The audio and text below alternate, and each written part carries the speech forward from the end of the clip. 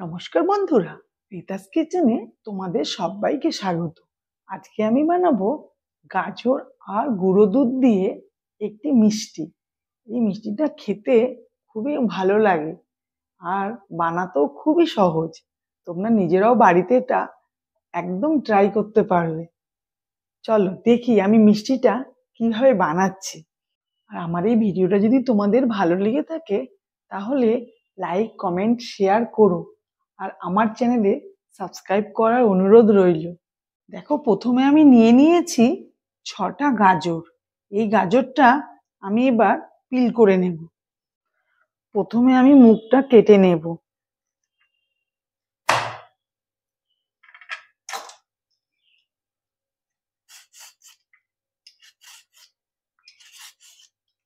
তারপরে পিল করে নিচ্ছি। আমি এইভাবেই সমস্ত গাজরগুলোকে প্রথমে পিল করে নেব। দেখো, আমার সমস্তটাই ছাড়ানো হয়ে গেছে। আমি এবার এগুলোকে সব গ্রেট করে নেব। আমার সমস্তটা গ্রেট করা হয়ে গেছে। ঠিক এইভাবে তোমরাও গ্রেট করে নেবে।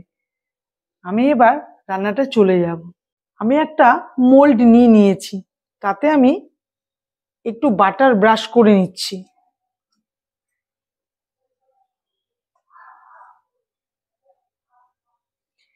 নিয়ে আমি একটা বাটার পেপার বসিয়ে দেব।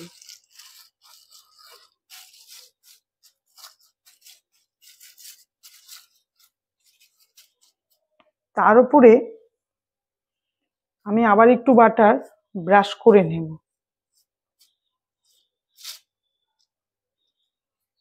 ব্রাশ করে আমি এটা একটু রেখে দেব। আমি একটা কড়াই বসিয়ে দিয়েছি, তাতে আমি দিয়ে দেব বাটার। আমি হাফ চামচ বাটার দিয়ে দিয়েছি। বাটারটা গলে গেলে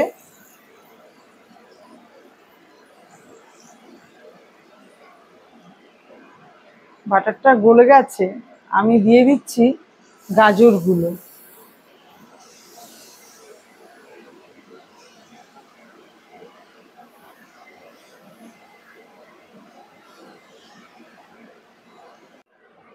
দেখো, আমি 2 মিনিট একটু এটা ভেজে নিয়েছি। আমি এবার দিয়ে দেব সামান্য পরিমাণে একটু নুন দিয়ে দিলাম। নুন দিয়ে এটাকে আমি হালকা করে ভেজে নেব। এবার আমি এর ভেতরে দুধ দিয়ে দেব। 1 কাপ দুধ দিলাম, 2 কাপ দিয়ে দিলাম, আরো 1 কাপ দিয়ে দিলাম। আমি সব মিলিয়ে 3 কাপ দুধ দিয়ে দিলাম। এই দুধের মধ্যেই এটা সেদ্ধ হবে গাজরটা।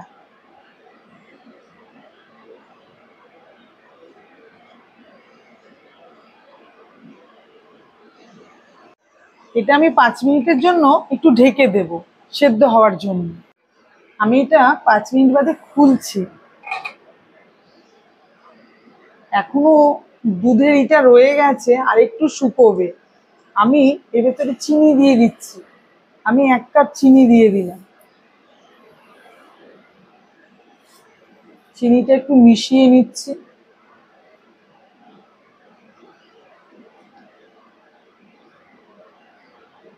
এখনো আরো অনেকটা শুকোবে। আমি এটাকে ঢেকে দিচ্ছি।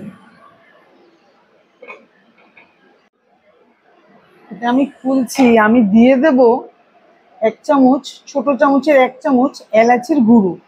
আর দেব গুঁড়ো দুধ। আমি 1 কাপ গুঁড়ো দুধ দিয়ে দিলাম। দিয়ে আমি এটা মিশিয়ে দেব।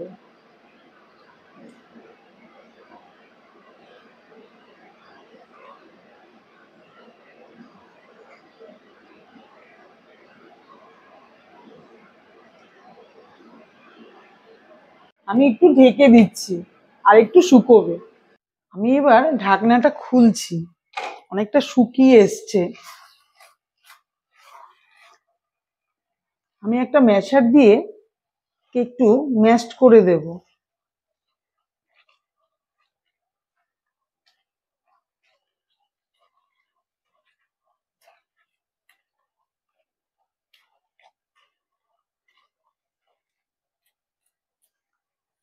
হয়ে গেছে ম্যাশড করা। আমি 1 চামচ বাটার আমি দিয়ে দেব।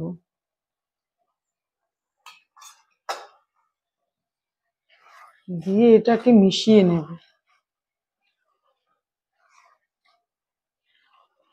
আর একটু শুকোবে।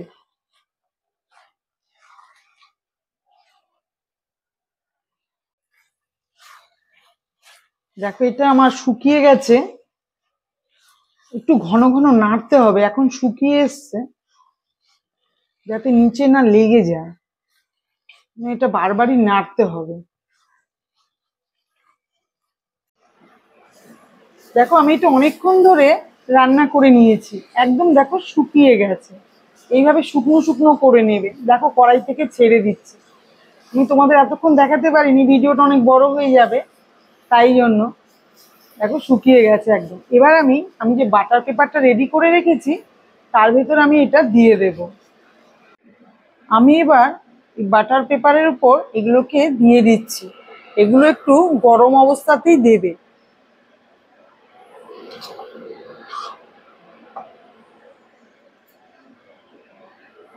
আমি এটা দিয়ে সেট করে নেব।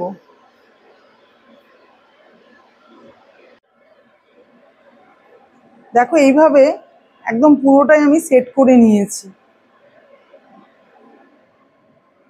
একটা কড়াই বসিয়ে দিয়েছি, তাতে আমি 1/2 কাপ চিনি দিয়ে দিলাম। আর আমি 1 কাপ জলও এতে দিয়ে দিলাম। দিয়ে একটু নেড়ে দিচ্ছি। চিনিটা গলে গেছে, আমি এবার 1 কাপ গুঁড়ো দুধ দিয়ে দিলাম। দিয়ে এটা আমি একটু নাড়িয়ে দেব।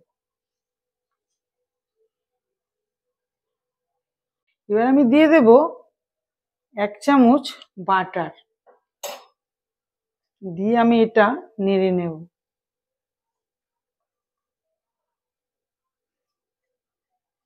দেখো এটা শুকিয়ে গেছে, আমি এটা নামিয়ে নেব। নামিয়ে আমি যে গাজরটা বানিয়ে রেখেছি তার উপর এটা দিয়ে দেব। দেখো আমি সম্পূর্ণ গুঁড়ো দুধটা যে আমি বানিয়েছিলাম দিয়ে দিয়েছি। আর এই নিয়ে স্প্যাচুলার মধ্যে একটু বাটার লাগিয়ে নিয়েছি।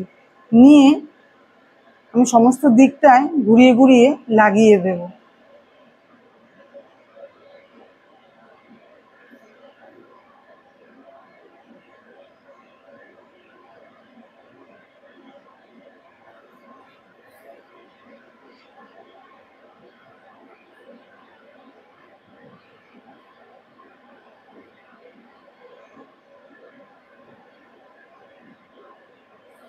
আর আমি এর ওপর দিয়ে কিছুটা আমি বাদাম ছিটিয়ে দেবো। আমি কাজু বাদাম কিছুটা আমি ছোট ছোট করে কুচিয়ে রেখেছি, আমি সেটা ছড়িয়ে দেব। এবার এটা আমি ফ্রিজে রেখে দেব 2-3 ঘন্টার জন্য। দেখো আমি এটা ফ্রিজ থেকে বের করে নিয়ে এসেছি। 3 ঘন্টা আমি ফ্রিজে রেখে দিয়েছিলাম, এবার আমি এটা বের করে নিয়ে এসেছি। আমি এটা এবার তুলে নেব।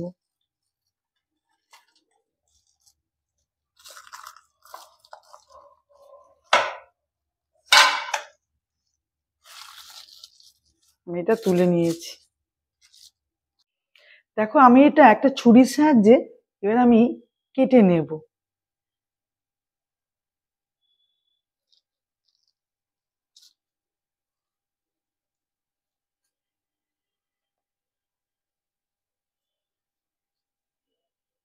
এইভাবে এইভাবে সবটা পুরোটাই কেটে নেব।